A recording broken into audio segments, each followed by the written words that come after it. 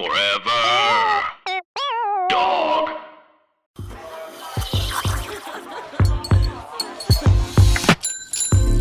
Bring your life. We'll help you make the most of it. Introducing 5 Point Valencia, a familiar place, and yet wonderfully different, with a fresh mix of homes, schools, parks, trails, and open space. All tuned to the way people want to live today. Learn more at Valencia.com. I guess the question I want to start off with is, were you guys getting flashbacks of arguments you've had, or fights? You know what I mean? Man. How much of this where you were like, oh man? Like so Rachel's in New York and I'm in LA. So she was determined. First off, I'm not gonna lie. So I had these DVDs and the screeners for like a month to watch this movie, and we just kept pushing it off. And then she's like, "We're gonna do it." So we did it from both coasts. She was on FaceTime. Literally, there were 2 lines that we both have said maybe like 2 days ago. One was Zendaya going, "It's so easy for you to be nice to everyone else. Like, it can be like your friends, the reporters, ushers at a movie theater." I think Rachel said a waiter at a restaurant. Like, it's so easy for you to be empathetic to them but me. And I was like, so when that line came up, I look at my laptop and I just see her with a glass of wine, just sipping, staring dead in the camera. I was like, all right, cool. All right, I get that. And then the line when he's like, "This is the biggest day of my life. Why can't you just let me be happy for a second?" I've said that multiple times. Like, I just did. Let me. Yeah. Why are we fighting? I'm trying to celebrate. Like, so those things. Woo-hoo-hoo. We just said that toxic, but that's just crazy. That was a very real thing for me. The I'm having a good time and you're finding a thing to be upset about. Right. that was very real. And then and then all of the kind of talk of like, you know, you're not acknowledging how I've contributed to what is your to what is your success. Yes. Or I guess what is more specific to us is the where do I fit in kind of right back and forth that it seemed like they were having. That felt very real. Yeah, like I definitely I think I was on a podcast once. I think it was Need to Fail, and I had talked about, and it's, you know, just talking about like your journey or whatever. And then I was telling Tess about it, and she was like, "Did you mention me?" And I was like, the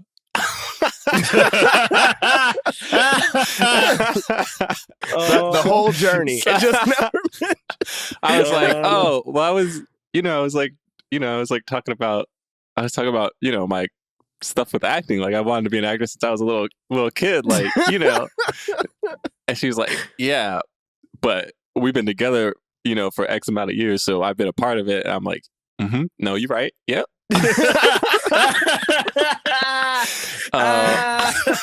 So yeah, there are definitely a lot of I mean, that happens a lot. I guess I actually, because Marriage Story was the same thing. We were afraid of, you know, watching. I didn't watch A Marriage Story. I think Kat did see it, but I was like, I'm not going to do this, and we're not going to sit down and watch this together. I'm not about to watch this movie with you. Oh my goodness. And we ended up not watching Malcolm and Marie together, and I think I'm glad that that's how that went down. I watched Marriage Story by myself while Rachel and I were like breaking up. And the thing is, it's so funny. Marriage Story, like, yeah, it was real, but it felt like a movie. Whereas Malcolm and Marie, again, right, we weren't that toxic, but some of those conversations, I'm like, oh, I have had this fight. And I, even at one point when he goes, I apologize 1,000 times. You told me it was fine. What's happened? He's like, I genuinely felt bad. I feel bad. I felt sorry. I don't know what else to do. He's like, well, I changed my mind. Nigga, I know I've definitely been like, what do you mean? Like, It's been 3 weeks. You can't change your mind. I was like, oh my God. And then I'd be like, I changed my mind. You can't change your mind. Nigga, 2 days ago. Yeah. Man, this movie was every toxic conversation. Yeah. Yeah. Of course, we're definitely contributing to the problem by we're only having one side of the argument. Yep. Though I will say, and that's what it's about. That's what this is about. This is the best way to win the argument. Yeah. Just have a bunch of dudes talking about which side is right. Okay. Yeah. That exactly. But I'm not always on the man side necessarily, because I related to both Malcolm and Marie. Wow. Let's start the show. Jonathan Braylock, James III, Jerah Milligan. What more can I say? You know what it is. Black men can't jump. In Hollywood. Black actors, man. Black actors. All right. Welcome to Black Men Can't Jump in Hollywood. Hollywood City. What? Where's my wallet? Paywall is behind the pay. Fuck. Nobody texted me. Fuck. Yo, that nigga was cursing so much. I was like, yo, I just got to say off break. This man said fuck probably 3,000 times in this movie. I know, damn. I was like, did they not write dialogue for him? I was like, was he just, did they like, oh, Zendaya about to get the dialogue, nigga, react. Like, that's what I did think about that, because it seemed like the movie was both tightly scripted and then also like they could say whatever they want. Like, you know, like it felt, I don't know. Like, I read that she said there was a good amount of improv. I mean, we'll get into it. For those of you who don't know, the best voice you're going to hear on the podcast is this one you're listening to right now. It's Jonathan Braylock. You couldn't even keep it serious. You literally almost disgusted yourself. That's what happened. Oh, God, why? Why am I here? This voice is Jerah Milligan.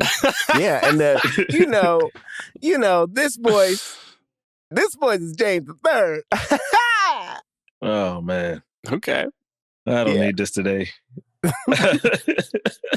Guys, we're a film review podcast. We review films of leading Black actors. We talk about them in the context of race and diversity in Hollywood.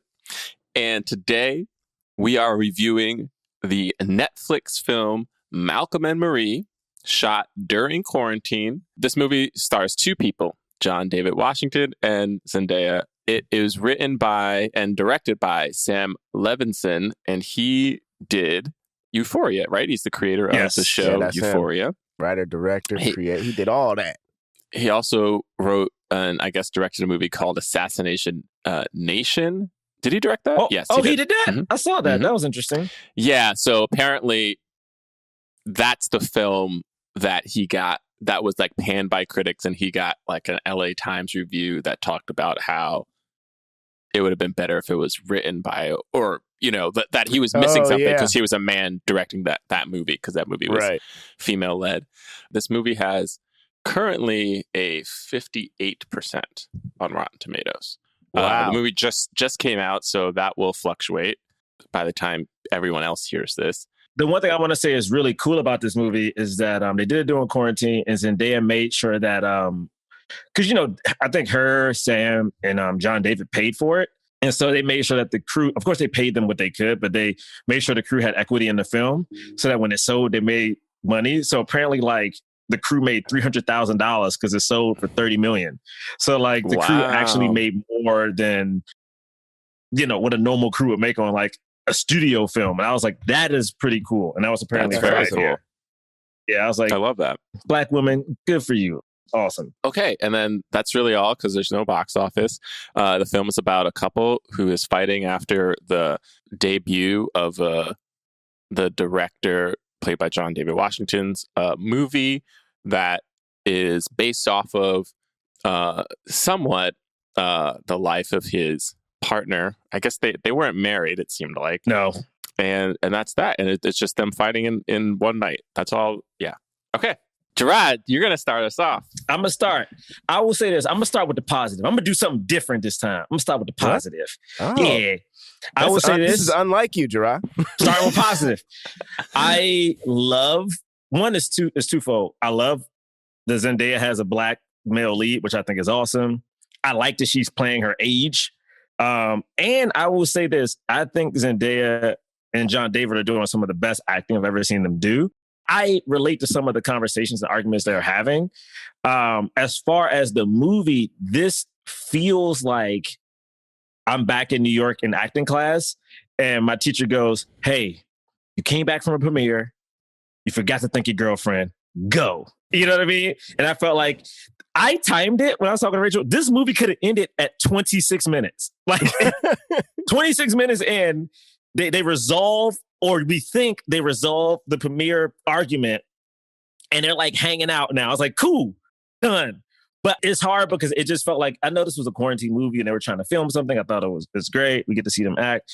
I don't think they wrote John David appropriately. I think this movie continues to perpetuate stereotypes with black men. Like, he had no nuance. And I was trying to think, like, was it his acting or the writing? I think it's his actual dialogue was literally expletives most of the time.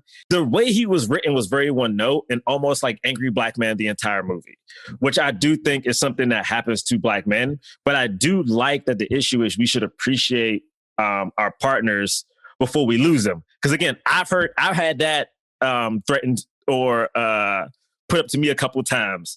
So I definitely understand it. I just felt like he didn't do anything. Like, I was like, it honestly felt like, here's an outline. We're going to improvise, freestyle out of this. We're going to write Zendaya some dope-ass dialogue. And John David, you about to react, bruh. Your thing is, you're not wrong. Go. It just, I don't know. It felt weird. But then also I think back to like Euphoria and the episode with the black kid. He's such a good actor. He was in Judas. I forgot his name. But the episode I liked the least was his episode because I felt like, Algae? Yes. He has an episode, but I think his episode wasn't actually about him per se. And again, I thought it played on stereotypes of black men. So now I'm like, is this a thing with this dude, this director that we just, anyway, I liked it. I don't need to watch it again, but something about how this guy writes black men bothers me. And hopefully I will figure out why as we talk about this. Mm-hmm. Okay, so here's what I'm going to do. I'm going to talk about my bias, my personal biases. Okay. All right, cool. So yeah, all just right, so you understand that before you take everything I say with a grain of salt, because I'm coming in this. I'm aware of my personal biases. I don't like films that are filmed in black and white in the modern era. Like, just as a general note, I usually don't like them. Now, that doesn't mean that they can't be good, and a bunch of different filmmakers have done it, have made that choice. But I generally feel like it is a way for filmmakers to try to make the movie feel more sophisticated than it is. Now, sometimes, I would say the film that stands out to me as the film in black and white that is really good, that I really like, is Schindler's List. And the reason for that being was it dulled us to the horrors of what was happening, and then used color in this way that really made that something stand out. And there's something about that I appreciate. I'm sure there's a reason, and maybe Jerah even knows this as the director himself, of why this film was filmed in black and white. But for me, you said it pretty much. Okay. It was like, I mean, there was no, we gained nothing. Like, it's not even like Schindler's List where we have like the girl with the red coat. Like, we don't even have those moments. Right. So. Okay. So I'm just putting that out there. I thought it was in black and white because, Malcolm sees things as black and white. Black and white. You know, and that there is just a lot more gray to a relationship. See, I thought that when it got to the end, but I was like, there's not enough lines between black and white because we're going to talk about that too. I thought about that. We're going to talk about that too. Okay, great. Okay, so that's number one. Number two is the age difference does bother me. Now, I know it was explained away. He talked they do kind of mention the age difference in the movie. She's definitely 25 in the movie. They talk about that. I feel like they don't really touch on it at all. To me, is part of the reason why John David Washington's character looks even more abusive and like a kind of like a terrible person and not that depthful is because this dude is like 12 years older and he's like railing on some 25-year-old girl. So that I already knew that was going to bother me. I think some people didn't really care. They saw the trailer. I saw the trailer. I was like, oh God, not again. Because Jennifer Lawrence has also done this in movies where I just think they're miscast. My other bias that I just have to be honest about is that it's not like this is close to home, but I feel like I have insight into some of the experiences that are happening and being talked about. And I am drawing conclusions from the person who is writing it and then also from the people who are acting it of what their lives must have been. And I think it's funny because the movie talks a lot about authenticity and like kind of rails against authenticity in this way that makes me go, oh, you're just trying to defend the fact that like y'all can't really be that authentic. I'm out of here. In this movie. I'm good. I'm not, no. You ain't about to get me dragged. I'll have to get a bad review to this movie. Jerah is taking off. Jerah took off his headphones. He walked away. No, not today. All right. So anyway, I want to say, all that being said, when it comes down to it, I actually really don't like this movie. Like, I don't like it. I don't like it at all. I'm out of here. Yo. I sat back down to hear him say that. But now that we know his biases, see, now we had to know what he was biased against first. Why did he go second? Why did he go second? Whatever, James, you go, because all right. I'm about to say some reckless stuff on this podcast. And then I'll just say this. I mean, I'll just say, like I fully agree with Jerah that the acting was really strong. I storytelling wise, I really struggled with, but this is what we're supposed to, I think. I really struggled with Malcolm's ego, like, and the fact that there were just things he couldn't hear because he was so full of himself. Like, Marie would say a thing and then he would be like, "You mad about this?" And it was like, she didn't say that. Like, you're not listening to her. So that was like just generally frustrating. But I think that's, what all women go through, James. Yeah, exactly. Yeah. I think that's what I'm saying it frustrated me. I get that. You know what I'm saying? I'm not saying like, can you believe there's no one that egotistical? That would be crazy for me to say. That would be a crazy thing to say. But I think that like genuinely, like that got on my nerves, in terms of like thinking about past arguments and stuff. Of like being like, why can't he just see? Why can't he just listen? Kind of thing. It didn't bother me that it was in black and white. I did think it, those two actors are beautiful and like under black and white, they like looked really great. And what else? Like, loved the, I thought it was shot well. And then I mean, like I genuinely. A couple things came up for me. Like I was thinking about like, man, like whenever we go and we pitch things like about Hollywood and we get told like not to make stuff about Hollywood. Watching this, I was like, yeah, like I'm as someone in the business, like, and as someone who talks about movies and like and reviews them in this way, I was like, I don't want to hear this dude monologue for like 2 minutes about what is representation and like what does it matter and what are they trying to say and like fuck that. Like it was literally like me being like, man, it's a TV show. It's a TV already episode. Like I don't want to watch this. It made me question what we are about to do right now, and then also question all those other times where we've tried to make sort of inside baseball content. This movie itself, like the makeup of this movie, two-handers, about romantic relationships and toxic romantic relationships, is generally not my bag. So like I'm not gonna say I feel like I can't even say if the movie was good or bad. I was affected by it, and I thought it looked good, and I thought the acting was good. So that's what I'm gonna say. I'm just gonna put that on record. Oh my God.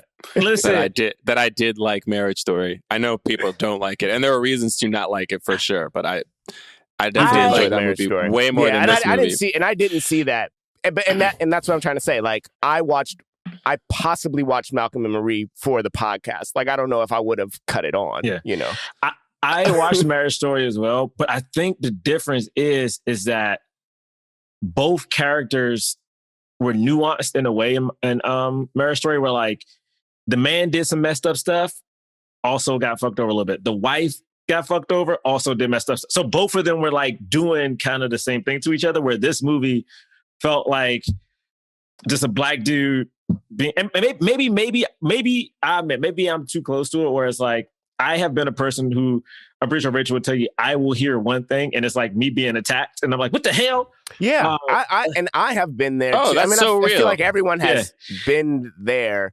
There were certain parts of the script when like Zendaya would say Negro, and I was like, first off, I like, if I ever around one of my black friends and they say this Negro here, I'm like, nah, man. And I understand she was supposed to be speaking for the white woman, I think, but like, I'm gonna say nigga. Like, there were certain parts I was like, this was not written by a black person. Well, and, yeah. Also, the movie explains that it's not supposed to be. Why does everything have to be about political? It's not, it's just one person's experience being translated and interpreted, and listen, we get into this. It's hard because okay. I think this movie had a bunch of good conversations. It's just, look, I'm gonna be real. Can I be honest with everybody here right now? I am scared because, Zendaya is super important, and I don't think you can trash any. I think certain people are bulletproof, whereas like you just don't. Even if you saw her smack a baby, you go into the baby like, yo, what the fuck is up with that baby? Yeah, what did that baby do? Yo, what that baby do to Zendaya? And something I feel like that baby. I'm scared to talk about this movie because I got some things to say about it, and I don't want to get dragged or I don't know what to do. I don't know what to do. Okay. It's not good. Okay. You wanted me to say it, Bray? It's not a good movie. All right. I saw you looking at me with this. It's not good. All right. I said it. Okay. All right. Damn it.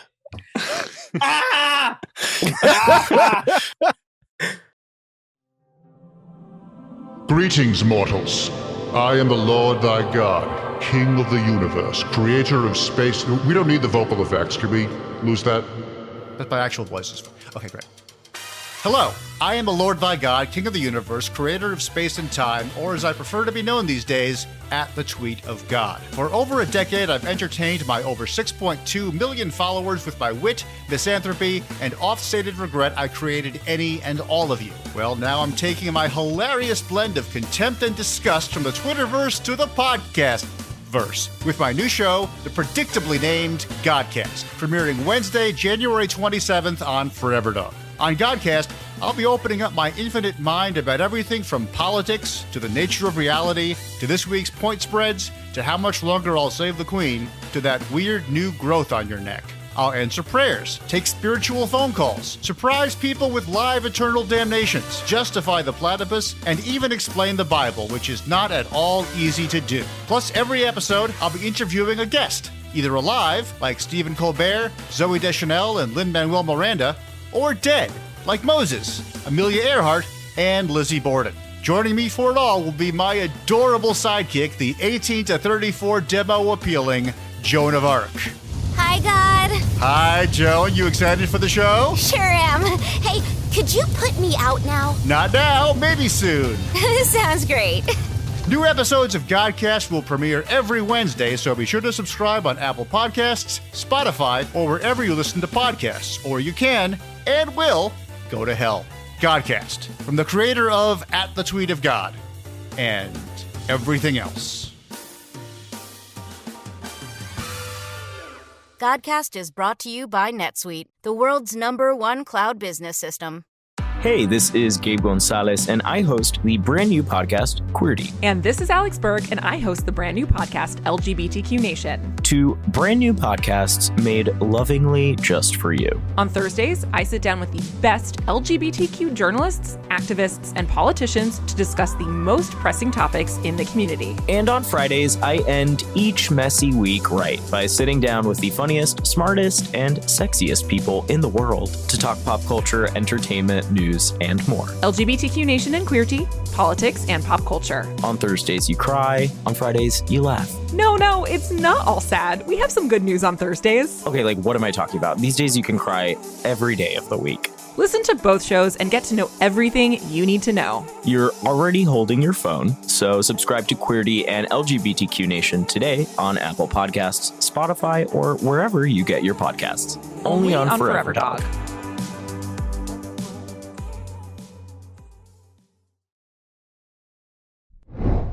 All right. Here's the thing. Again, I don't know if I can say whether this movie is good. Oh, God. I don't typically watch movies like this, you know. Here's the thing. And I was affected by it. This could have been a great short. This could have been a great short film. I actually think that, because there is some. To be fair, I do think there are some things in here, and like we've already kind of mentioned them, how they're relatable. They feel like there are conversations that people have. There is deeper stuff in here. Okay. Here's my two major things that I just have to talk. I'm just sorry, and whatever. Hey, remember that voice you hear is Jonathan Braylock. That is the voice you hear.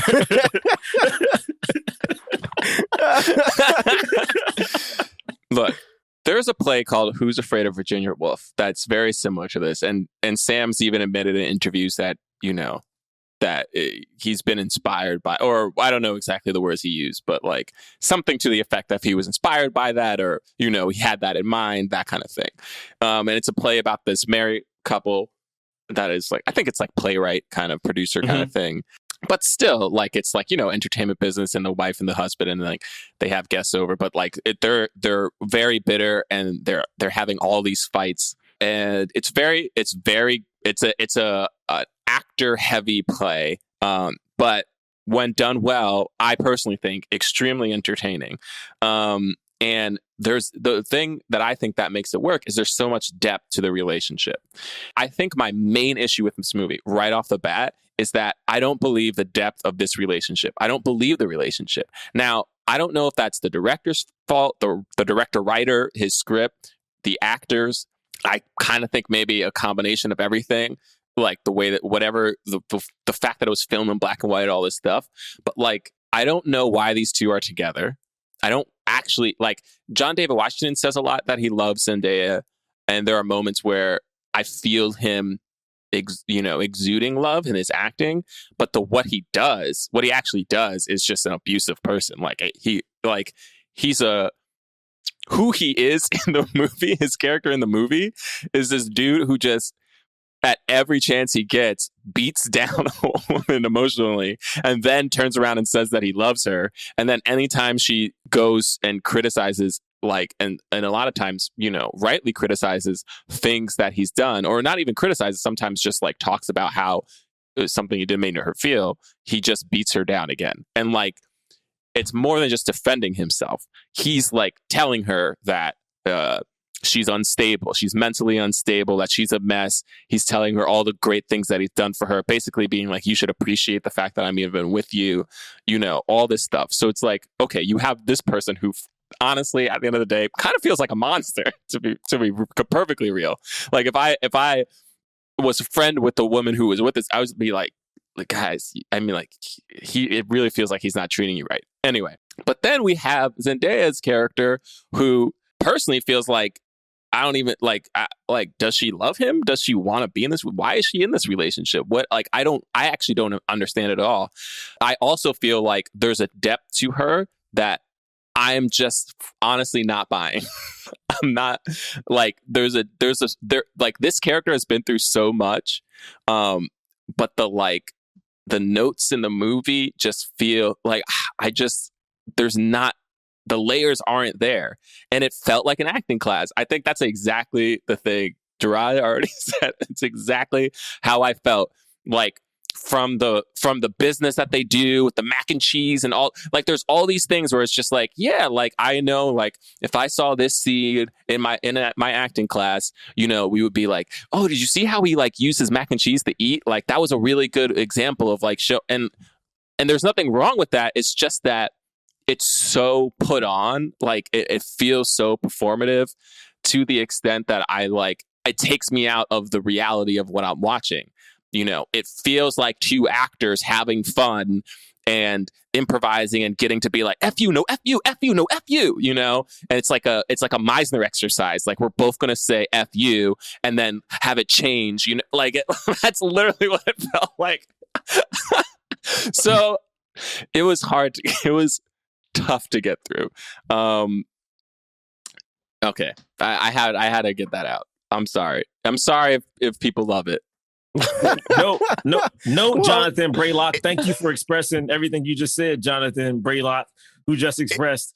It does have it does have a 58%, right, on Rotten Tomatoes, and that will probably change by the time this comes out at the end of this month in a couple weeks.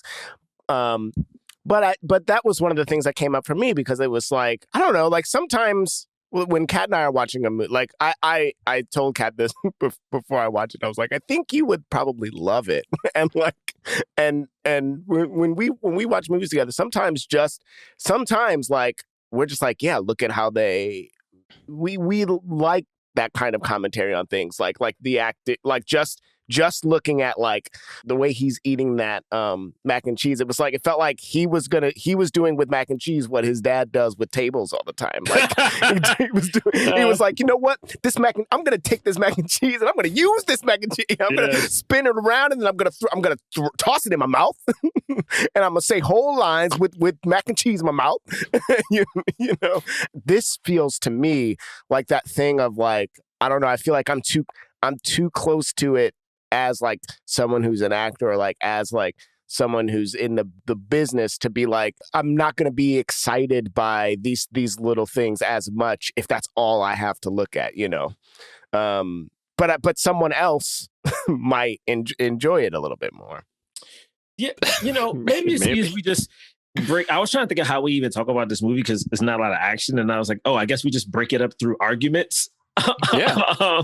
Basically, let's just take them argument by argument. And again, for me, it's hard because, and I was trying to think about it last night. It's like the initial idea of this and the conversations they have, I do like, but I just wish it was packaged differently. I just don't know how I would have packaged it. You know what I mean? Like those arguments over how I've helped you in your career, the arguments over like, do you appreciate me?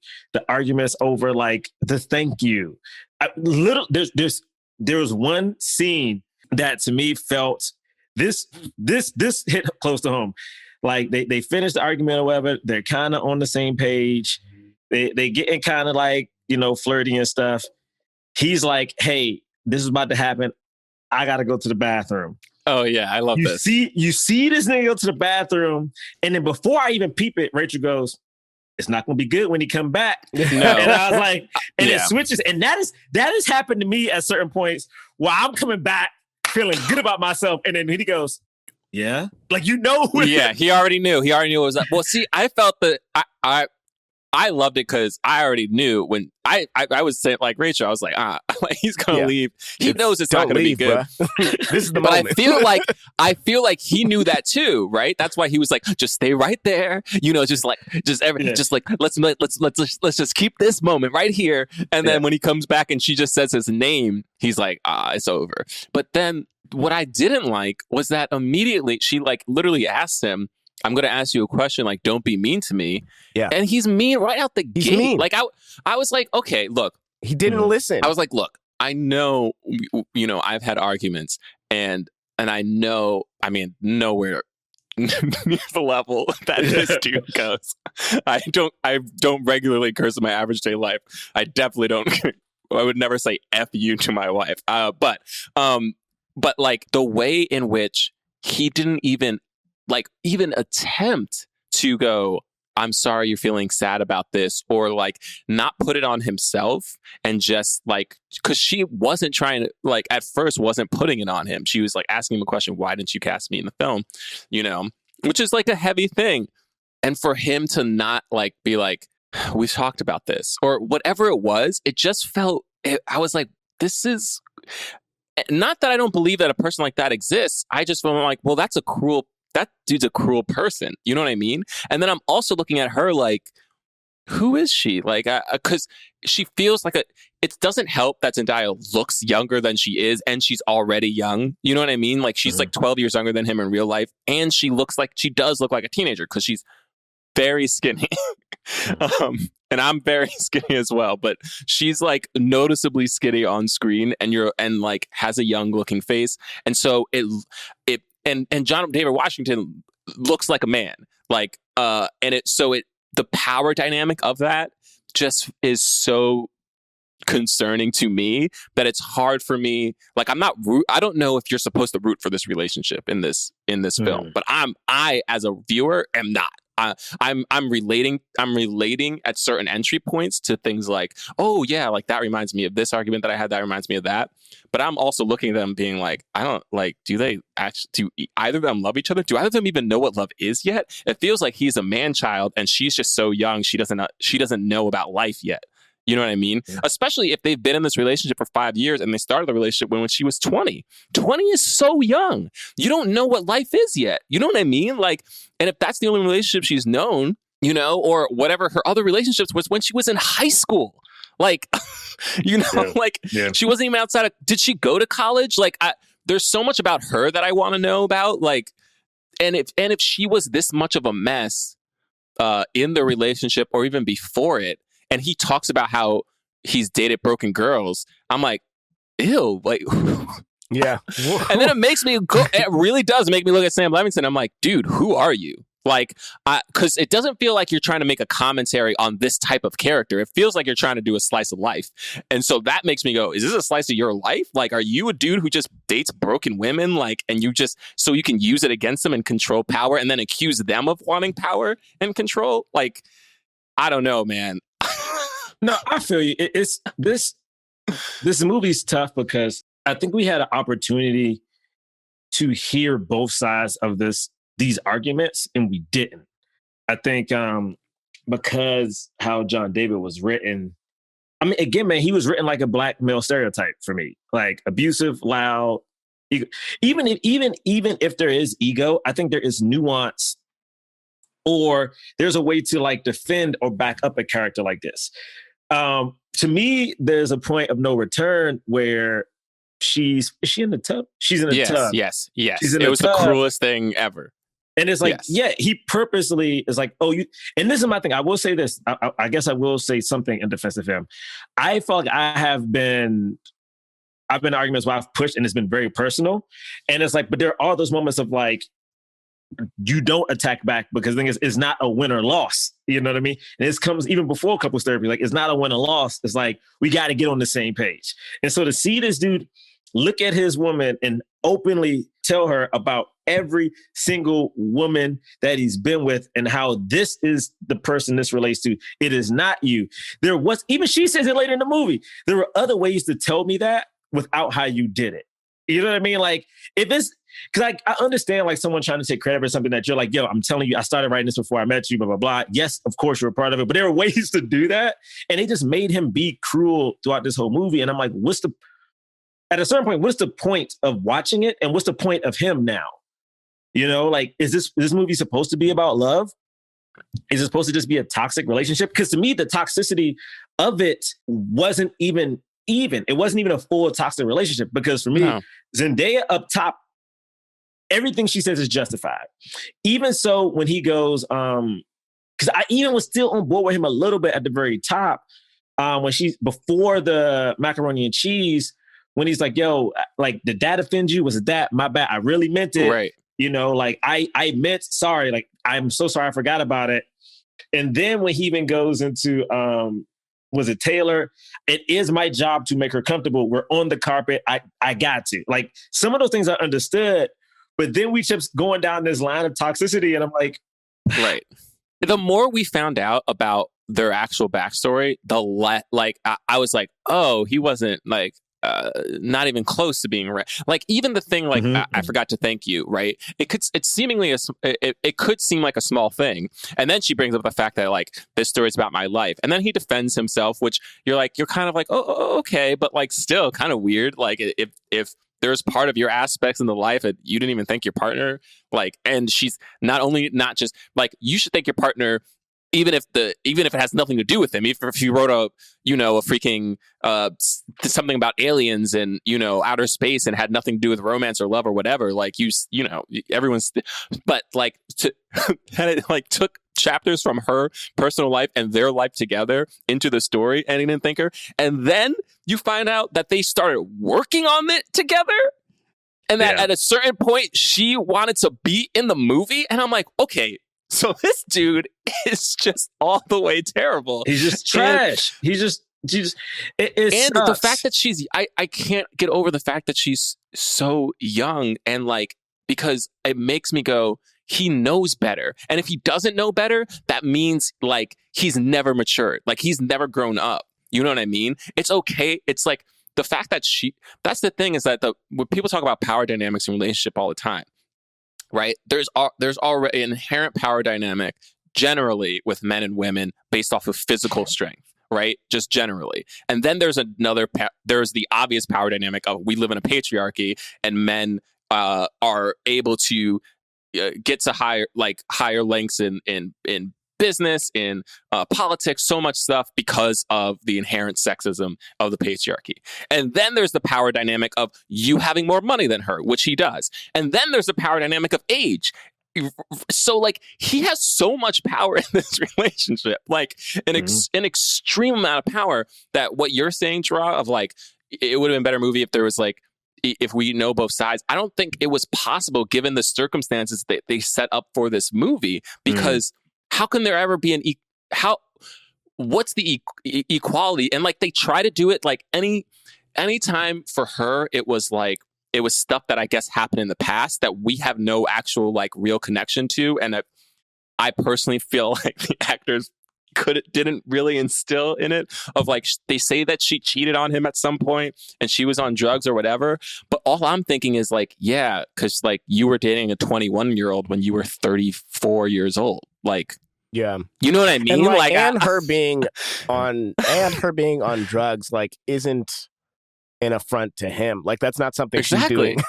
Yeah. And the fact that she's on drugs and he's not is another power dynamic thing of like, I'm like, yeah, you like started dating a super young girl who was on drugs. I mean, the hardest part about this movie to me is this dude is trash. I mean, he really is. So this movie, I want to go back to why I think this feels like an acting class. Like if I was in class in New York, you get a time limit, like, if I'm in Sheila's class, it's like, yo, you got 10 minutes, 15 minutes, you're going to do your scene. Mm-hmm. Now she calls scene. So you know when it's over, which means you have to explore during that whole time period, which means you can have a minute of quiet, but we can't just sit there and watch you do 5 minutes quiet. Like you always got to be finding something. And it felt like in this movie, things would get resolved. And then I would literally watch one of the actors go, nah, fuck that. And it's like now, and again, I understand bringing stuff up. Like, Rachel and I got in an argument and it was about something that happened 2 months ago. And I had no idea what the fuck was happening. Cause I was like, what's going on? And like, oh, and this makes sense because I'm like, oh, this came from here. Now I see how we got to this joke. But there are certain parts where like, we are now just trying to fill up time. And I'm just watching y'all go and clean house. So to me, it's like, all right, if we're going through all these arguments, there has to be some type of resolve or some type of like character change from one of them, whether it's her being like, I'm just like the white reporter. I'm sitting here. I'm with you. I'm your partner. I'm enabling you. I haven't left yet. I'm like, cool. End of this movie, she getting the fuck out this junk. Or I'm like, oh, he's going to learn that something's wrong. He's going to like apologize. And like, we're going to see some type of mending happen. And like, cool, he's going to grovel or something, like, we got it. Or I'm like, it's going to be one of these movies where we just end up in a toxic circle. But it's hard because the toxic circle has to be two ways. You know what I mean? It's like, right. Or we're just watching an abusive relationship, And I'm like, oh, this ends with an abusive relationship continuing. You're absolutely right. There's something about the fact that the love, I think that Sam tried to show in this it was all sexual. Like it felt like it wasn't love. Like I was like anytime that they were like they were never really caring to each other. They laughed, You know what I mean? Like, it was like him kissing her. And like, I guess I'm trying to remember, there's like two moments, right? And they're both like kissing and the whole time. One is her like doing this, being the LA reporter, right? And like saying all this stuff. Yeah. Right. And they're laughing and he's kissing her. But the whole time while she's doing it, one, it doesn't feel like she's fully into it. And she's also taking tiny jabs at him, like, like real jab. But the whole time she's like, you're laughing, but like, this is real. Like, what I'm saying is real. And he's like ignoring her and he's just trying to hook up. And then there's the other time. Are these two different times when they're on the floor? And that's the time when he says pause. Yeah, it's two different times. Yeah, two different. Yeah, and it's a similar thing where they're like laughing and like kissing, but I don't see them caring for each other. I don't see the moments where he's like, you are like, I genuinely, you inspire me so much, and I feel so lucky that I get to be with you. And she's like, I'm so proud of, this and that. Like, she talks about his work at some point, but like, I don't know. You know what I mean? Like, I don't see the like mutual respect that they have for each other, the mutual admiration, and I don't see love. Like, what I see is like two people who are in a relationship, like going through the motions of what they think of relationships are supposed to be like, but like always ending up in these toxic fights because neither of them actually really care about the other. I think he has her as like some sort of like trophy. Or whatever it is, or like just a person to control or whatever it is. And then she's there because she's just really young, maybe started dating him because he was somewhat successful. He's a handsome guy. And then she's like stuck in an abusive relationship. Like we know a lot of women especially get stuck in. And I was like, what? But the movie is not about, I know the movie is not about toxicity and abusive relationships because of how it ends. The movie itself thinks, I think, Jerah, that it's doing what you're saying, which is a balance, but it doesn't have a balance. And to me, that's just like, okay, so this dude who wrote it has such a blind spot for who he is as a person that even in arguing the other side, like he's trying to do both sides, he thinks he's being balanced, but he's not. Right. But I don't know. Like, my question becomes, as someone who, again, has no idea either way how this movie did. My question becomes, is there any validity to Malcolm being abusive, not understanding the levels to which he's been abusive? And then like sort of that moment at the end is like his first recognition of it. You know what I mean? Did he recognize it? No, he says, I love you and thank you. And that's not even close to being enough. Like if there is going to be that recognition, it has to be so much more than that. You know what I mean? Like there has to be like, oh my God, I did this, and this. Like I messed up here. It can't be this little boy getting quiet. And it's funny. I'm like, I feel like I'm like, oh, like I've definitely done this. But like, also, I'm younger than this dude. Yeah, you know what I mean? Yeah, because it's like, sort of like without him saying those things, it's almost as if the movie doesn't quite acknowledge, where Malcolm really was wrong. Like right. It's just sort of like a small, almost dismissive. It just sort of dismisses what we've been watching. And abusive people do like the actual like we have the Hollywood image of like an abusive person being like the most like demanding and yelling at someone and hitting them and like all this different stuff of like never giving the person an inch and that kind of thing. And I know that exists, but like I feel like most of these things there's manipulation. There's so much manipulation, and a part of that manipulation is knowing when to say I love you and sorry, but only doing it in this really tiny small way, saying it once, and then if they try to come back at you, which is what Zendaya does throughout this movie, right? That's what Marie keeps doing. She keeps like being like, it's not actually over. There's all this other stuff I haven't talked about, and so anytime she brings something up, he's like, oh, what do you like? Oh, again, that kind of thing, which feels familiar as like people who are in relationships, but it's like there's all this context to what's happening that we're seeing that I don't know. For me, Yeah, we haven't even talked about the critic. We haven't even talked about the critic stuff, by the way. There was a thing that Jerah said that he had said in a conversation before, but I wanna put it within the context of this movie, because like the thing of like you said you're sorry and now you've changed your mind. Jerah specifically said like this happened days ago and you said you're sorry and now we're coming back to it, right? In this particular instance in this movie, it was tonight, like just a couple hours ago. You didn't thank me at this premiere, and then even without knowing the iceberg underneath him not saying thank you, and like she was about to potentially be in this movie, he is so angry at her for like wanting to change her mind just a couple hours later. Like it's like to me, it felt like he was in the wrong from the beginning. Like you can't be mad for not thanking your partner and her being upset at you, you know, or even changing her mind about like, or her not being sorry when she said she was, not being forgiving when she said she was being forgiving, you know? So I was like, I don't know. I could never get on Malcolm's side because I just felt like he just was wrong. You know, like, I don't think we were supposed to. Like as you guys were talking, I was trying to look up the episode of Euphoria that I was referencing. So like episode 6 focuses on like Chris McKay, which is like the one black kid on the show who goes to college. You barely see this dude. Like I remember being so disgusted with this particular episode because they have this black guy. He plays football, dates this cute white girl in high school or something like that. She comes to a party.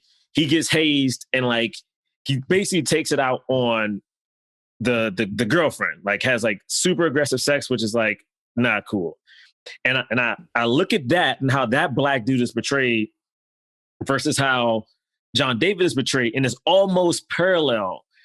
The same as like this black dude is something happened to him. Now he's super aggressive.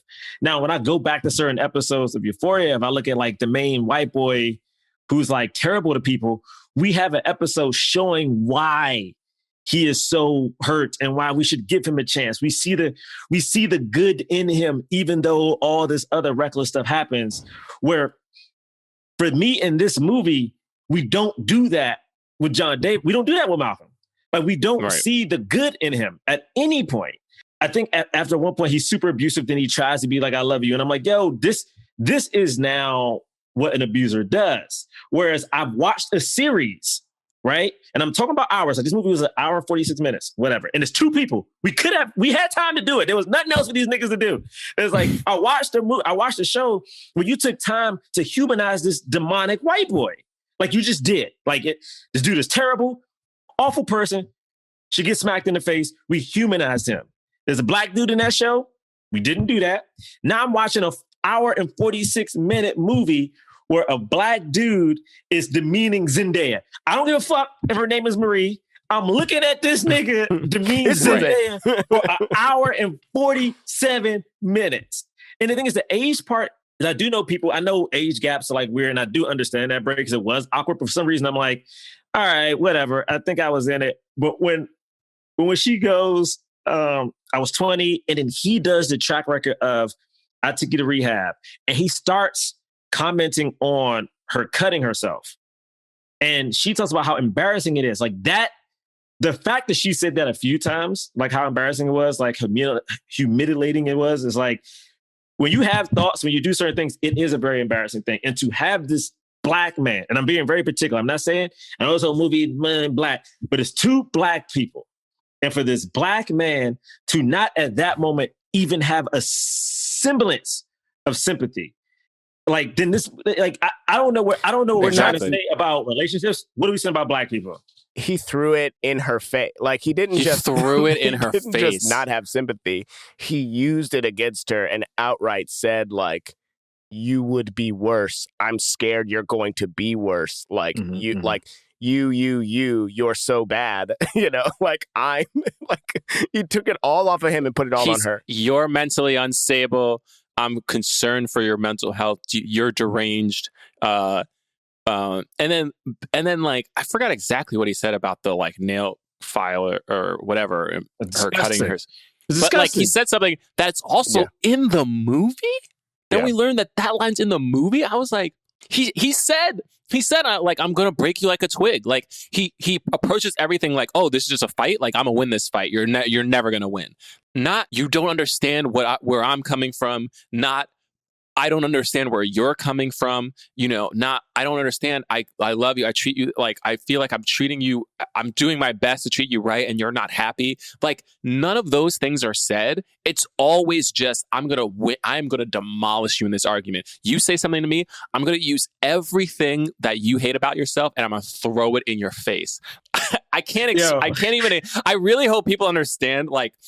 Yes, there are times in which people get like when he calls her cruel, it's like the cruelest thing she says to him this whole time is something along the lines of like the media is mediocre. And not only that, but the way in which she expresses love to him is by telling him he's like a really good artist. So this dude is so egotistical that like it's just about his work, and then I go, wow, really, he really doesn't care about anything else. Like he only cares about his work because that's even how she relates to him. You know what I mean? Yeah. She gets under his skin by talking about his work, or she shows him love by talking about his work, and that's it. I was watching this movie and I was like, John David paid to be in this? Bro. Like he paid, like he was like, yeah, I'm gonna be down. I'm gonna give y'all money, so I'm gonna be in this. And it's hard because I will say this. Again, I don't think it's equal, but I do think at certain points, like in the night of argument, I do think Marie is like on certain points on the attack. You know what I'm saying? So I do think, for sure. I do think like certain things are purposely supposed to be like jabs. But the problem I have with those jabs is that there's nothing she can jab him with that he can't come back fivefold, and he just continue. There's never there's nothing even close to it. Yeah, and there's never a switch. There's never like he keeps saying we gotta win, and she's like I need to be heard. There's never a switch for an hour and 47 minutes of the other side, quote unquote, winning or fully being heard. The movie gets longer every time Jerah says the. Dude, what does she do? Does she earn money? Does she work? Well, he says at one point I think he says she doesn't have money because she's an actor. Like you got to dig down and do something. And then she gave up on acting. No, what he says is she didn't even give up. He says that she doesn't have enough drive. He's like, why didn't you try this hard? Like, because she is like still an actor. Yeah. Supposedly she's still an actor. He didn't cast her in this movie, but like, she's a newer actor than he is a director. Like he's been directing for more than she, so it's like, so she still has a ways to go. Because she's so much younger. He is a director, but he talks about doing these punch-ups, but this is his debut premiere. I was like, so what was he directing before? Yeah. This movie's so frustrating because like we talk about how things aren't racial, like how just because he made a movie is about a black woman, he's a black director, it's not a racial thing. And to me, when Zendaya character goes, like, yeah, but it's not that it should be political or anything like that, but like, what's wrong with it? And it's hard for me to watch this movie, and it's supposed to be about a couple, and it's like I always wanted, it's a black couple dealing with shit. I cannot take the race out of these two people because for argument number 2, the argument number 2 is race. Later on, when we get to argument number 10, and he's now mad at the reporter, it is again about race. So when I see these two black people, and when I see this dark black man yelling at this black woman with no repercussions, no recourse, every time she speaks, it gets dampened. This is a thing where I'm like, it makes me question what is the point of the story. Now, if the point of the story is like we need to be better to people, we need to treat black women better, we need to treat our women better, if it's something like that, then I think we need to see his character have that realization or have her fucking leave. You know what I mean? Like nothing happens. I just sat and watched for 2 hours and 27 minutes these two niggas argue, and it's hard. Movie wasn't that long. 2 hours and 47 minutes. It really does feel that long, they for argue, sure. And it just, let me tell you the frustrating part of it is that like Braylock was saying, there is no love. When the moments get calm, like he'll talk about something else. Zendaya's probably going to shade him during that moment. She might say something else. He's probably going to be shading her through that point. Think about those times like when you guys are with your partners, you had a big ass argument, and then for some reason you just laugh over something fucking stupid. Because that's all you can do. Your body has nothing else but to release that. Like, what are we fighting over? What were their good times? I don't know, Bray. We don't know. We don't know. It wasn't in this movie. What was a date that they went on, or a trip that they did, or just a moment that they had together that only the two of them shared, and they were like, this was a great, like, they literally don't mention it at all. Like, I'm like, because it literally makes me go, dude, is this dude like, does this dude love his wife? I'm sorry, but I can't help it. Like, it's like you do something so personal, and I get it. It's like, you know, it's just because you write something doesn't mean that like that's who you are or whatever. But I do think at the end of the day, and he says this. This is the thing that's so funny to me. We'll talk about, because I want to talk about this critic stuff, because he and a lot of critics, I think, have taken exception to some of what is being said in this movie. You know, and you're right, Jerah. Like, the only thing that's like somewhat interesting is this like the racial component, but he doesn't really know how to speak to that. And I'm sure Zendaya helped him out a bit, but no offense to her, she doesn't fully know how to speak to that either, because she's not a director and she's like 24 years old and she's been in the public spotlight since she was a little kid. So like it's different than like Kenya, you know, when he writes an episode that's about Black filmmaking and like and he brings in Tyler Perry, and Tyler Perry talks about his experience, and he brings in, you know, Ava DuVernay, brings in all these people who can talk about these things. But it's now we know, of course we know that it's Sam talking about this thing that happens of Black movies come out and they have to be political, or if a Black movie comes out, why does it have to be political? But I don't even actually know what he's referencing, like him, until we get further in. And then you go, he's just talking about his own stuff. He's talking about the movie he made as a white man, and he got crapped on by people because he was a man making a movie about women. And they were like, I don't know about this, or whatever Euphoria episodes that people have had complaints about, you know, writing for a Black lead, a Black female lead, and people making any criticism directed there. And he's defending himself. He doesn't care. I know he doesn't actually care about Black filmmakers in Hollywood. You know what I mean? Like, he's just using it as this defense shield to say the thing that he wants to say about himself.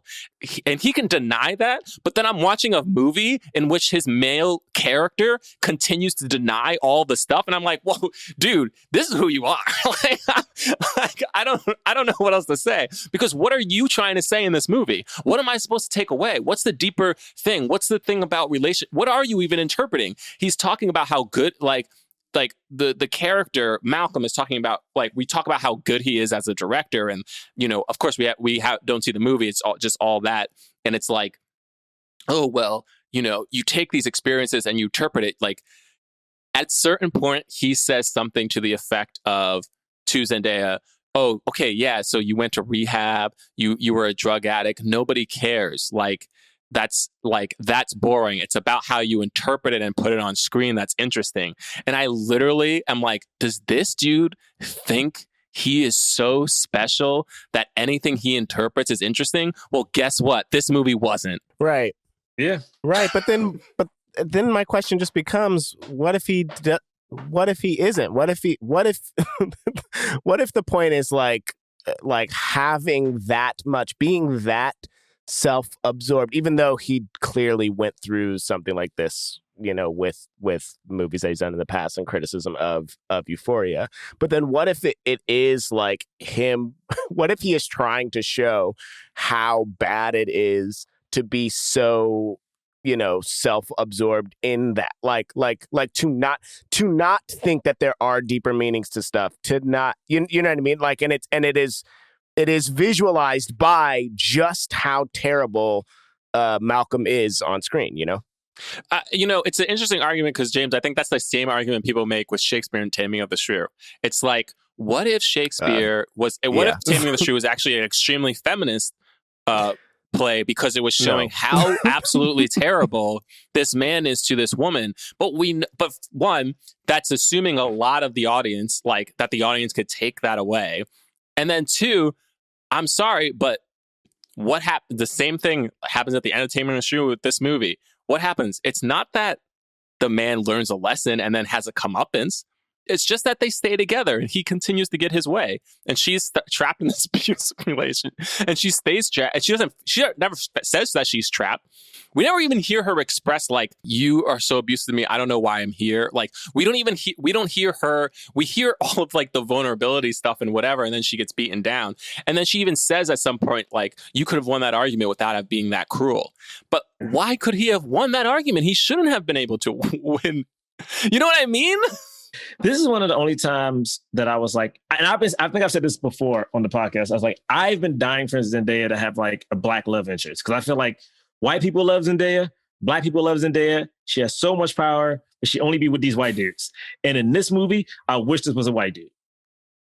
I wish this was a white dude because to me, the crux of this movie isn't, how like one thing can turn into a bigger thing. It's not how like one man's ego can like lead to a downfall. To me, what it looks like is a toxic ass black man abusing a black woman. And it's like, for instance, if I'm about to get the Disney, the Euphoria audience to come watch Zendaya with this, what I'm taking away from this movie is, hey, this is why we don't fuck with black dudes. This is why my dad told me, don't you bring no nigga in this house. Like that. That's what this movie is to me. Nothing changes about this man. You know what I mean? Like, he is a terrible person. He is toxic. Legitimately, in this movie, my takeaway is, hey, man, you shouldn't why would you fuck with a black dude? What redeeming quality does this black man have? Literally, in this movie, what quality does he has as a human being? He has good taste in music. No, I'm not even kidding you. I fully believe that his good one, John David Washington is doing a tremendous job because I think the only reason we even care or are watching so long is because he's such a likable person and an actor, and he's able to do the and it's good because you're like, oh wow, like this is how people who are manipulative work. They are very charming. You know what I mean? They're bombastic. They can kind of argue you down, and then they can do the thing that he does of like, oh, I love you, and he's kissing her and all that stuff, right? So that's a part of it. But then the only thing this is what I'm saying. The way that we would know he's a good person is from her, is from what she says. And what she says, the actual stuff that she appreciates, because she doesn't appreciate him being there when she's a drug addict. She literally talks about how that was about control and you like, you know, whatever that stuff is. It was because she thinks he's a good filmmaker. Like, I swear to God, like that's what it's supposed to be. And it's like, whoa, dude, that's so loaded. It feels so loaded to me. Anyway, I mean, it's funny. We're talking like, I think people will enjoy listening to this podcast. And there is a lot of stuff that is brought up, but like, there's so much air in between all of this stuff too. Like, it is so tedious, man. It like the rant on the LA Reporter was so long, and it was like, I was just like, the first time he talked about it, it was kind of funny, right? Like, oh my God. But then this second time, I was like, what is this? Even like, she said it. You had a good review, dude. You got a good review. Like, yeah, why are you upset? Why are you railing that? Like, if this is the bit, and this is why you know it's a white dude writing it, like, because the fact that he said, I swear it was like, she was like, well, you're college educated. There was a way in which, like, I felt like they tried to make the character of Malcolm, like, feel like he wasn't really black, you know? Yes. Like, you haven't lived this life.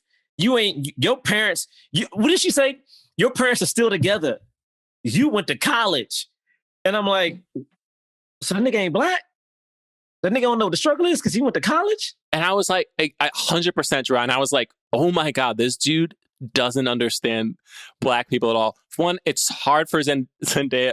It's hard for her being who she is to say that to him. That's just one of those things. It's hard to separate like life from the screen. Cause I'm like, well, I can't. I just don't believe her saying that to him, you know.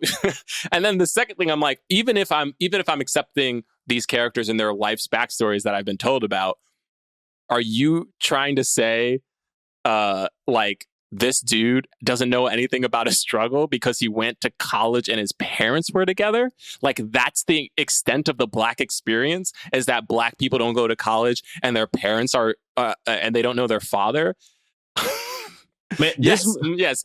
Producer Melissa said, Zendaya says at one point, "You're more privileged than the white reporter." Like, get the fuck, yo. It's like, no, Sam Levinson is more privileged because that dude has a famous father and is a white man in Hollywood. Like, you're the privileged dude. Don't try to put that on this Black guy that you're writing for. Get out of here, man. Yo, this movie, I literally ended by saying, "Hey, man, just leave us alone."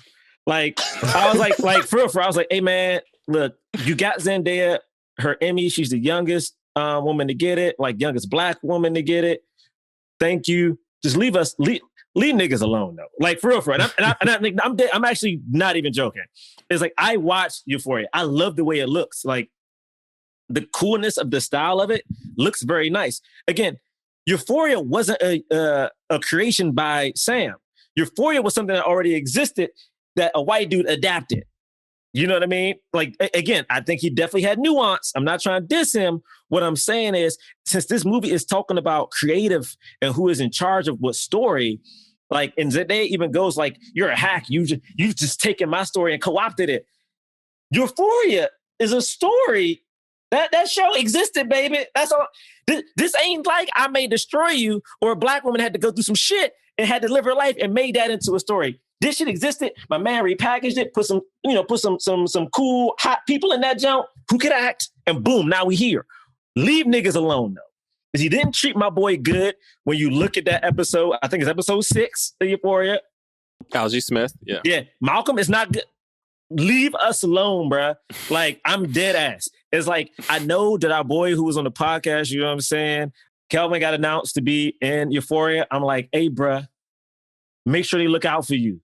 Because I ain't trying to see no more of these toxic ass niggas in this shit. Because I'm like, too many white people watches this dude's stuff. Like, for real. Like, we're talking about representation. White people follow this dude. And every time I see a Black person, Black man in this guy's projects, they always out here looking crazy. To have Zendaya, one of the most respected, populated, loved Black women, say to our new blockbuster Black man, "You're more privileged than that white reporter." White female reporter? Nigga, can you imagine the ball? That nigga was smiling when let me write this jump, right? And that's the thing, is like, it's so funny. He rails against authenticity and like, oh, I feel like we put too much stock in identity.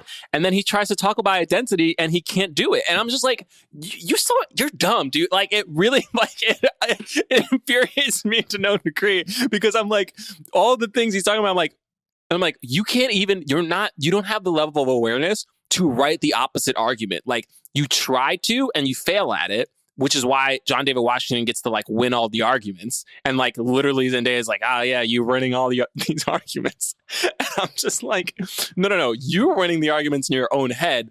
I think for sure he's like, oh yeah, he's wrong sometimes and then she's wrong sometimes, you know? Like, I think there is that thing there, like, or here's the things that I'm struggling with, but at the end of the day, like, I'm just trying to do like my best work and blah, blah, blah, blah. But like, I don't see a person striving for that. I see somebody who's so arrogant that when just a modest amount of criticism comes their way, they flare up, they defend themselves, they yell, and then they're like, you know, and then once everything's over and everything's quiet, then they're like, "Oh yeah, thank you." You know what I mean? Like, yeah. Like quietly whispering thank you. And it's like, are you going to put her in your next movie, dude? Are you guys going to write together? Like, what's the next step to this even? Because it doesn't feel like it's coming. The next step, break, is that she lead this nigga for a tall white dude. That's what the next step. That's what the sequel to Malcolm Marie is. It's going to be Marie and Chad. You know what I'm saying? Marie and Chauncey. All right. Marie and Seth. All right. That's what the sequel to this movie is. I read this somewhere, and I think it's been on Twitter, and like somebody wrote this in a review. They talked about the fact that he he's like kind of like subtly comparing himself to Barry Jenkins, right? And he's like, oh, it's like he said Barry Jenkins. Oh, did Moonlight do so well because Barry Jenkins was straight and it made it more universal? And like people on Twitter have been like, dude, there was a play written by a gay man and he also adapted the screenplay. Like, and Barry Jenkins has a Black experience, that he's speaking to as well. So it's like, no, like you wrote and directed this movie. You wrote and directed Assassination Nation. It's just you. And you're not even trying to like get inspiration from other people. Or if you do, you're just stealing it and not giving them credit. It's like this movie, he's literally doing the thing but he's using a Black man in the movie to talk about it. You know what I mean? Yes. Instead of him being the privileged. Your punk ass, what his punk ass should have did. And the thing is, I think just for the record, I think I read somewhere that Zendaya wanted to work with John David, which is why she did. But she's young. I forgive her. But I'm gonna say this: she shouldn't have did. This is my point. She shouldn't have brought this nigga involved. She shouldn't have had this nigga involved with this jump. First off, leave us alone, yo. At the end of the day, there is a privilege that comes from being a creative. There's a privilege when you have some type of success. That is a fact. But there will never be a day, unless it's 100 fucking years from now, where a Black man will have the same amount of privilege as a white dude with feet in the industry already. That's just a thing. Like your feet are... His dad I don't know, man. Here's my one thing. The thing that I struggle with the most is something that Jerah said earlier, but like, yeah, John David did sign on to do this movie, and he did fund a good amount of it. You know what I mean? Like that he was perfectly fine. You're right, he did. Saying these things that he's... If Zendaya called me right now, one, I'm gonna be super excited because that means she got my number. Two, if she's like, hey, Jerah, I've always wanted to work with you. Do you mind? I got this project. I'm probably not gonna read the script. Yeah. I'm probably not. This is not to defend him, but I'm saying like in the world, even the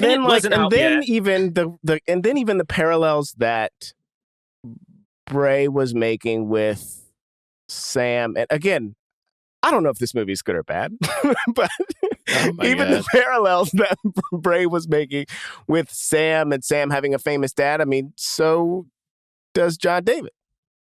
Like, that's true. But did the character have some of this? Melisa just told us 10 pages of the script were read to John David, and then he signed on. He didn't read the whole thing. Okay. And look, and we've talked about people being in stuff that they knew, like Mahershala has talked about Green Book and has like tried to be as politically correct as he can in interviews and stuff. But everybody know that Mahershala know that Green Book was trash, right? Okay, so that could be the case here with John David. But I'm just also sort of saying like what if it's not? Like what if he what if John David is like, yeah, this is the shit right here. Well, here's the thing, and I will say this, and I do think this speaks to the fact that Zendaya is young and she's been famous for a while, like since she was a kid, and also John David Washington has a famous father, and like they both grew up with money, right? I like that's I think fair to say. At a certain point, they both had money, and I do think we said the exact same thing. Tessa and I both were like, this feels like an acting class. I think other people who are actors, who are people who've taken acting classes, know exactly what we mean when we said it. There is something to this script or to this idea that is very enticing to people who are just like, trying to have fun in life. They're trying to do some acting. This is like an acting thing. I personally don't think that they were thinking too deeply about the larger context of what everything is saying. Like it's just at the end of the day, it's like, oh, it's a film about a couple fighting. I think as people who review movies all the time, who talk about movies all the time, there are certain insights that we have into the process and like what it means or things that you could probably read into about who the people who are creating it are. But there's also a bigger level too. I think the average person isn't talking about all the stuff we're talking about. Maybe certain moments bother them. But I think at the end of the day, most people are just like, I don't know, dude, the movie's boring. Because it's just a fight. It's just a fight that cuts circles and circles. What we're doing is because this movie's in awards contention, and there are people who sometimes dismiss the general public's opinion of it was just boring, to go, oh, you didn't get what we were going for. You didn't get what we were doing. And it's like, cool, if you want to step up into that arena, then let's step up into that arena. Because if that's where you're going with this, of like, we don't get where you're going, or there's other stuff to it, then I go, well, if we're really looking at it that way, then it looks really bad. And then if you go, well, no, it's just a movie, then I go, great, it's a boring movie. It's a boring movie. I just want to just to piggyback on something. I just want to say a couple movies. Y'all tell me if y'all think these movies were good. Good Morning Vietnam, Rain Man. Yeah, it's good. Bugsy, Disclosure, Home Fries. Let's see what else. I remember Home Fries. Oh, The Bay, Rock the Casbah. You know, if you're wondering what movies these are movies by the wonderful director named Barry Levinson. Don't just say Barry Levinson. And the thing is, if you're wondering of like, oh my God, this dude this man has directed so many things. He directed Bandits, which I kind of like, actually. It's fun. And you're like, my God, like if anyone was to have a leg up in Hollywood, it would have to be the child of this wonderful award-winning director, right? I mean, who could be? Who could his son be? Oh, shit. The fucking dude who did this movie, who had the nerve to talk about privilege and how a white reporter is more privileged than a black dude who was trying to make... Yo, first off, I need you to understand. There is nothing more disrespectful than to sit here and have this movie demean this black director. And I understand this movie shouldn't be about race, but we talk about race so much, you're pointing it out to us. You know what I'm saying? If they never talked about it and they were just dealing with whatever the fuck, that's fine. But we talk about race at 3 or 4 points in this goddamn movie. And I think about this white dude directing this, feeling good about himself, feeling woke. And I'm like, nigga, what struggle have you felt? Feeling woke. Here's my other thing, too. It's like... He woke up today feeling very woke. Not that he would, but like, could Kenya Barris like make this movie and have it be in awards contention for you know what I mean? Like right. I'm not saying that to Kenya's level of talent. I'm saying that to how the industry perceives black directors and black people making movies like this, where it's not fully about a black struggle. It talks about a black thing, but it's like two privileged black people. Well, I mean, I guess Zendaya is not in this movie, but it's like, you know, people who are black people who are affluent and who are in these inner circles of like kind of like the the elite, like Hollywood elite, having this fight about like, you know, thanking people in the movie or whatever. And it's supposed to, talks about deeper things within their own relationship. But I'm like looking at this and I'm going like, okay. And like, you're railing against why can't black people make movies like this? But like, you're not a black person, and a black person can't make a movie like this. No, you know what I mean? Like, so it comes off as tone deaf. We don't and have it's like, I don't want to hear that from you. Yeah, we don't have the history of being able to do this. Like right now, we're talking about like John David, and Denzel is Denzel is probably the most awarded black person we got right now. You know what I'm saying? Like this dude comes from a lineage of a bunch of other white people who also have had their kids become a part of Hollywood. Like this type of thing doesn't happen. So to see this dude talk about this black, the problem is that the face of this is a black person. And I think that is the hard part I'm struggling with. Is like, if this would have been a white dude, you talking about privilege, all right, cool, maybe it's going to have a deeper meaning. But to say this black guy has some type of privilege, you should have changed the script at that point to me. Like, honestly, once you got John David, you needed to be like, okay, cool, we wrote this thing. Now I know who's starring in it. He is a black man. I need to change something. Whether you talk about race, did change something, but they didn't. Right? Like clearly they made the specifics black. You know what I mean? Like he definitely changed something. If the character on paper at first was not black, he definitely changed something. But probably needed to consult with a few more people. This movie is the equivalent of I have a black friend. You know what I'm saying? This movie is like, hey. I mean, this movie was made with his black friend. But my point is like, I can do whatever I want. Zendaya said it's cool. You know what I'm saying? Like, it is like, I have the coolest black friend.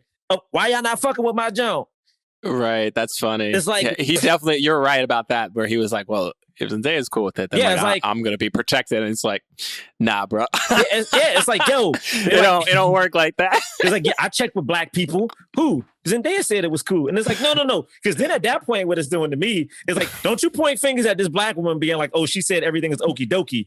First off, she just got her goddamn Emmy and she just really, really starting to get this name. So don't be like, oh, she said it's good. Because you try to drag her down, we will find you, nigga. Now I'm never auditioning for Euphoria. So I think I'm just going to, accept my fate. I'm not going to be the abusive black teacher that shows up that's selling the kids drugs. That nigga probably going to have some black dude sell drugs to these kids at some point. Let me stop. Let me stop. She went and peed in the woods at some point. I guess I used do to have have to in say, the backyard. Is that what her reason was, Bray? Because she had never, nigga, this That's what black she woman gonna said. pee in the yard because she never had a yard? Is that the?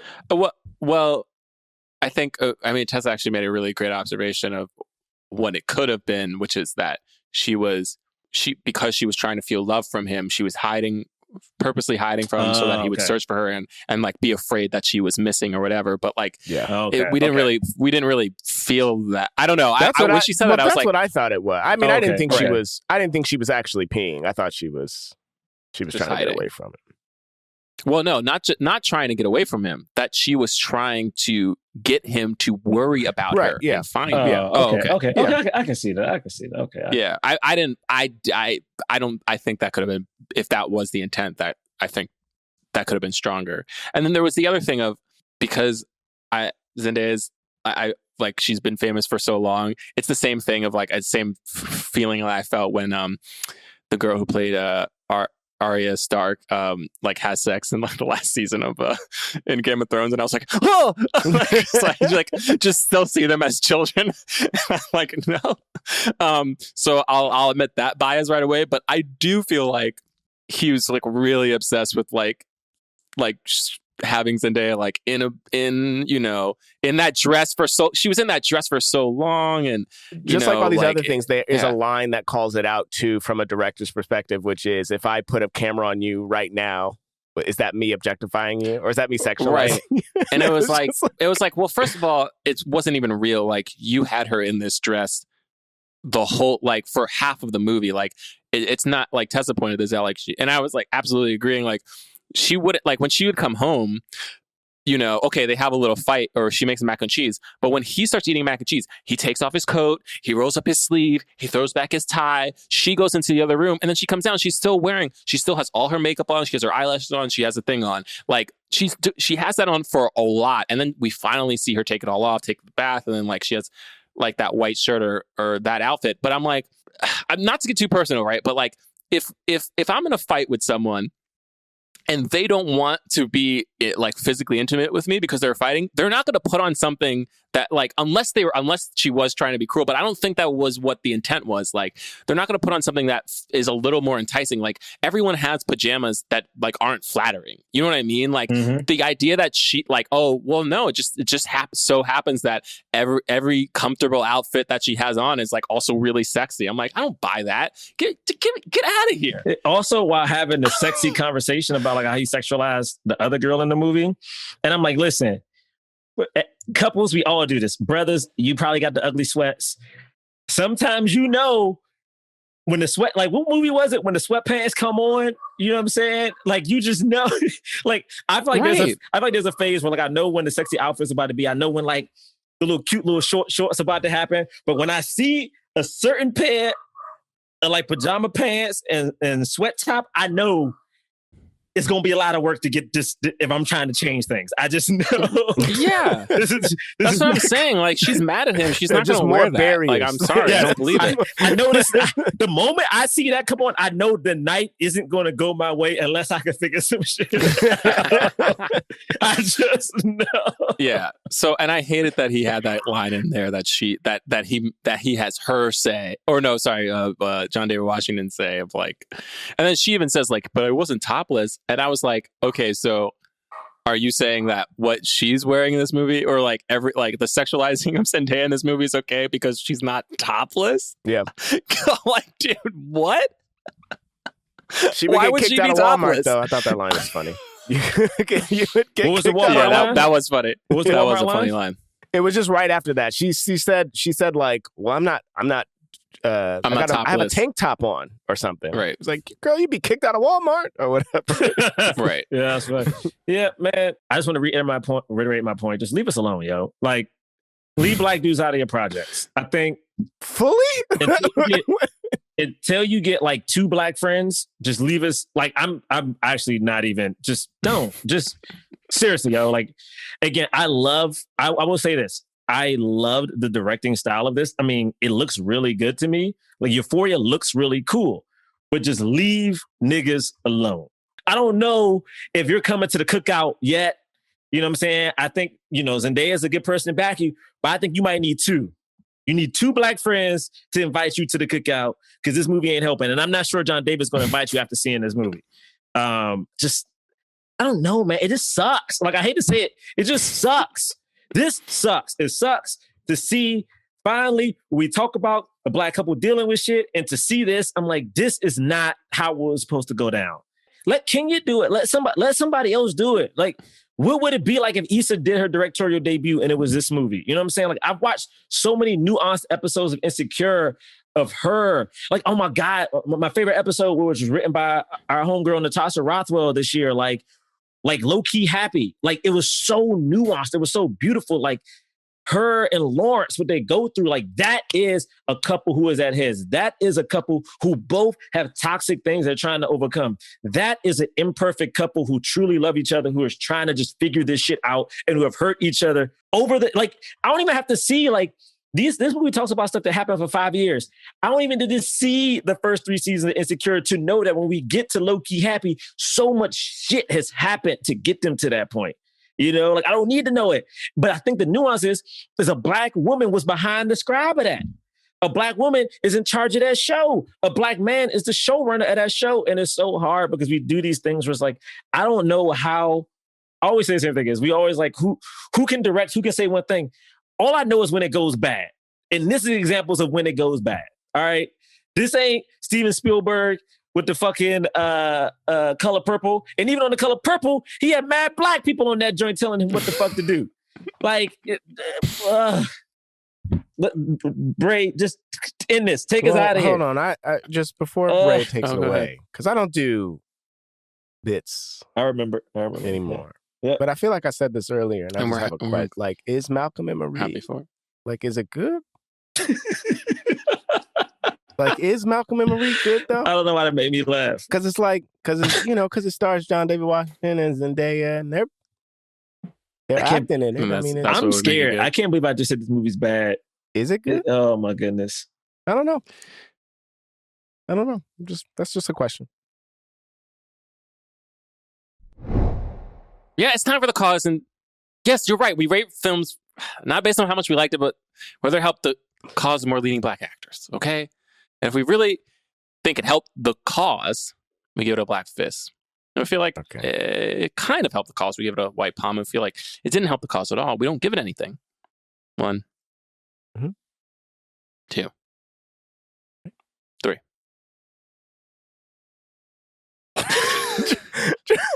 I looked off to the side the whole time. All right. Me and James gave it a white palm, and Jerah gave it nothing. I gave it nothing because nothing. Hear me out, because I don't think no new black actor or director got put on from this movie. I think Zendaya, in all honesty, I think by the time she's 50 or 60, she will be a living legend. I really, truly think the things she will accomplish will boggle people's mind when it comes to acting. Seeing how she made sure the crew got paid for this. Like, this woman is only going to do great things. I think John David is a good actor. I think he did really good acting in this. I think John David's lineage will also assure his place in history of Hollywood. You know what I mean? I think that is something great to fall back on. When it comes to like making Black people look good, that we can get more movies like this, I'm not sure this is the case, because I think this perpetuates a toxicity among Black couples. This is not a Black love movie. This movie isn't even about like Black creatives expressing themselves. This is about an abusive Black man abusing a prized, loved Black woman. I don't care how you see it. Like, we're looking at an adult Zendaya. At one point, he pulled up her dress and was like kissing her butt. I was like, who are you touching?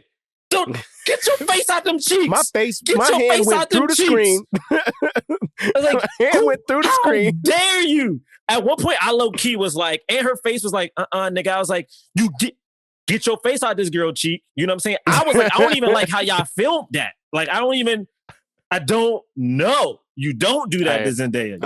I agree. You don't do that to her. Did she say yes? You know, okay. I was not okay with it. And then like, because it's different if she would have been like, this is cute and sexy.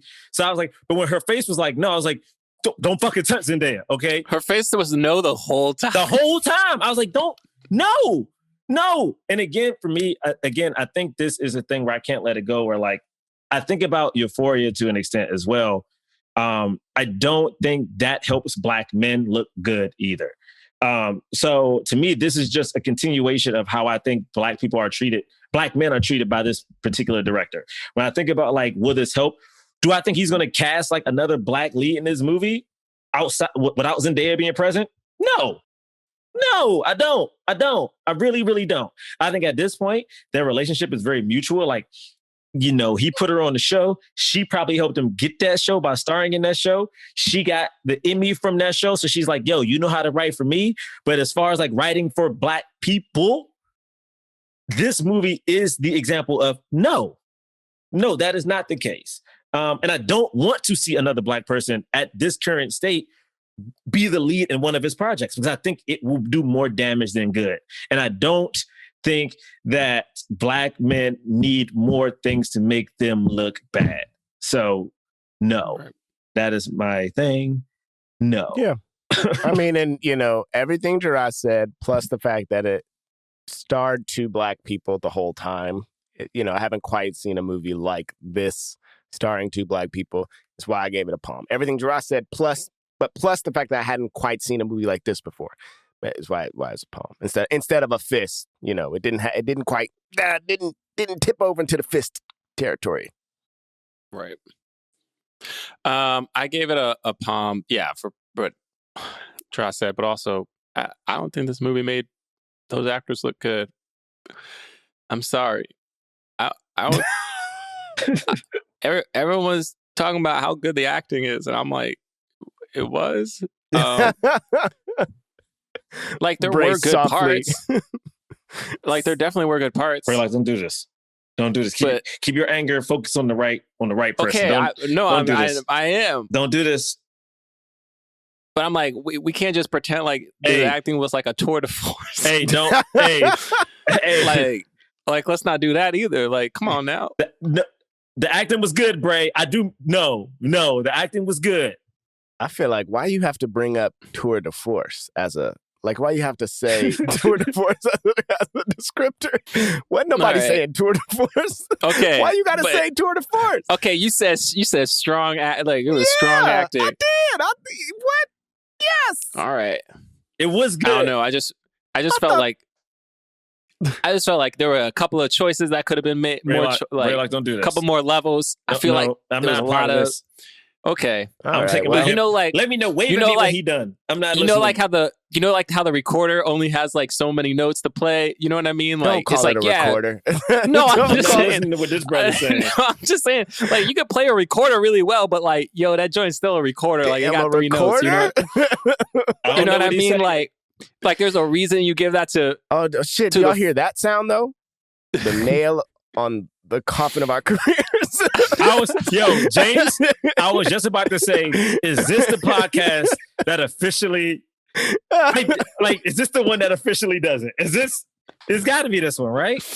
Listen, it's not, sometimes people are miscast and I'm not, that is John.